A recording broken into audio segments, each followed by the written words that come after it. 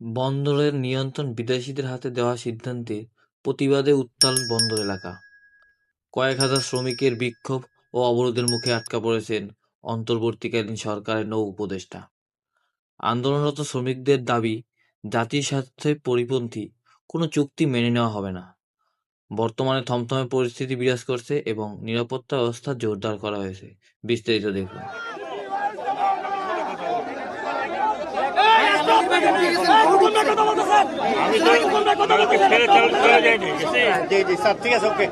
আমি রাত্রে আসছি, ওনাদেরকে খবর দিতে পারিনি।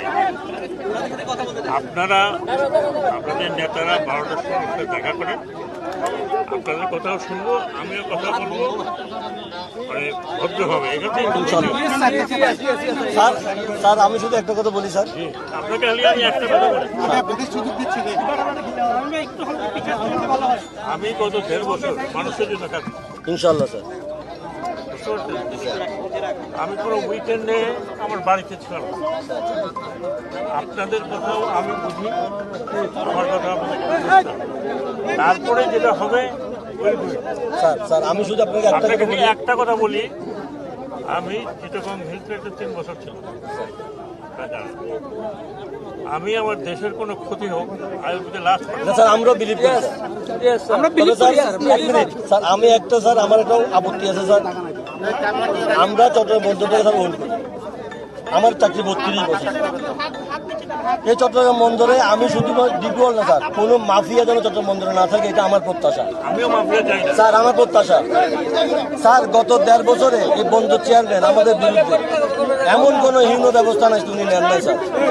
আমরা এমন কোনো অন্যায় করি না উনি এগুলো নিতে পারে স্যার। কথা বলতে দেয় না, আমাদের সংগঠনের একটা পোস্টার লাগাতে দেয় না। ইভেন স্যার উনি এমন কোনো হীন কাজ না, মানে ওনার সাথে দেখা করতে গেলে 3 ঘন্টা দেখা করবে স্যার। এই চেয়ারম্যানটা অপসারণ করতে হবে স্যার। আমি আপনাকে একটা কথা বলি, রাস্তা না দাঁড়ায় 12টার সময় আপনি আসেন, সবাই চুপ করেন। Thank you sir. ঠিক আছে কথা বলবো, আপনার কথা বলবো স্যার। আপনার নামটা কি? আমার নাম মোহাম্মদ ইব্রাহিম খোকন। আচ্ছা, ইব্রাহিম খোকন সাহেব, চেয়ারম্যানকে আমি আনবো না। জি স্যার।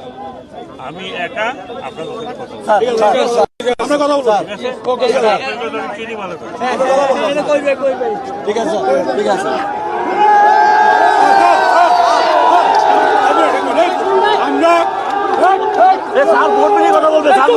আমরা কোনো দালালের সাথে বোর্ড মিটিংয়ে